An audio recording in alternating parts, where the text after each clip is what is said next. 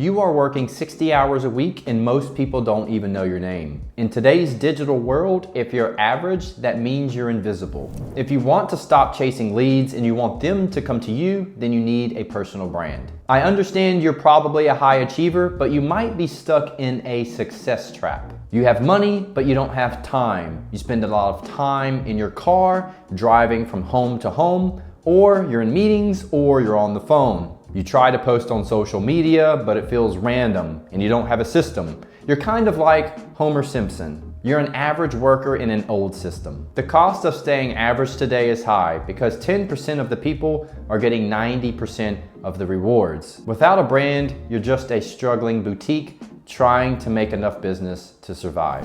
I'm Zach Pittman. A few years ago, I was spending 5 hours a day driving to and from work. I was stuck in the 9-to-5 grind until I realized I needed to have a better life for me and my family. I used my digital skills to help businesses around the world grow. This allowed me to create systems that moved my family to Spain. I used systems that gave me the freedom I felt like I deserved. So now I share these methods so other real estate professionals can become borderless entrepreneurs. Building a brand isn't about being famous. It's about designing associations because you want people to think of certain things when they think of you.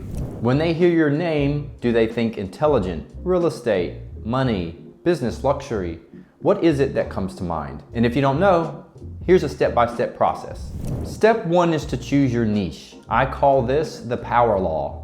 In the digital age, you cannot be everything to everyone. This is the #1 issue that I run into speaking with other real estate agents. And we go back and forth on this topic around branding because most agents say, I want to go after buyers and sellers, and it can be anyone who wants to buy or sell a home. If I can speak to them, I can sell them. And that's not the correct way to approach your business. Think of just a regular business in the marketplace, a restaurant.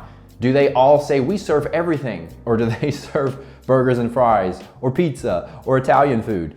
That's how you need to think about your business. You cannot do everything for everyone. You need to niche down, and that is the power law, where you are associated with one thing, which could be high-level executives who love to run marathons. This makes you the go-to key person of influence for a specific person looking to do business. But it doesn't always have to be a specific person. It could be just selling homes and listings. It could be buying homes, but specific buyers, specific areas, specific interests, specific anything that doesn't fall under being illegal, like race, for example. But I know firms that aren't distinctly around race, but they give that impression in their branding. So there are still ways to do that. So look at what you want to focus on and pick one lane. Step 2 is to use the blue elephant method. You need a brand identity, and my identity is a blue elephant for strength and knowledge and trust. You need a blue elephant. It doesn't just have to be your logo. My identity just happens to be the logo, and I try to use it as much as I can, and I've changed it a few times, but the identity you have should be your tonality and your personality. You want to make sure you come across as a matter of fact or confident or whatever your brand is associated with, which could be somebody that's funny or fun to hang out with, or you tell it like it is, or you simplify things. But your blue elephant should be your identity, and you need to decide what that's going to be. Then you need to market to where your audience is, whether that's social, email, videos, heck, it could be billboards. Most people think that branding is a series of lucky steps, and that couldn't be more incorrect. A brand is infrastructure. You need a system that captures attention. That means marketing every day. This could be writing, it could be videos, but all of those will boost your SEO, which allows you to be discovered. You need what I call an AED system. Decide what you want to automate. This is for lead flow and emails. It's things you don't need to touch. Then E is for eliminate. What are the things stopping you from marketing and getting your brand out into the market?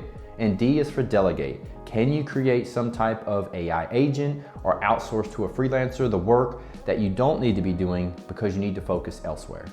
Once you've figured out your AED, your brand, your niche, now you put all of this into a system that continues to run itself with you being the head of that system to ensure it delivers appropriately. Once you've done all this, you get to step 4. This is where you create your lifestyle. When your brand is strong, you can create a lifestyle business. This is a business with 4 to 12 people and systems that run itself. This means you don't have to be pinned down to one location. Because you have a brand, people know you when they see you, and you use these systems to do the heavy lifting. Now imagine waking up in a place like Spain or a quiet beach or in the mountains. You don't have a boss breathing down your neck. You wake up and do 4 hours of deep work, and then the rest of the day you're managing your people and your systems. You aren't just selling houses anymore. You are a master of 2 worlds, rich in success and rich in time. Freedom isn't luck, it's by design. You can create a life you do not need a vacation from.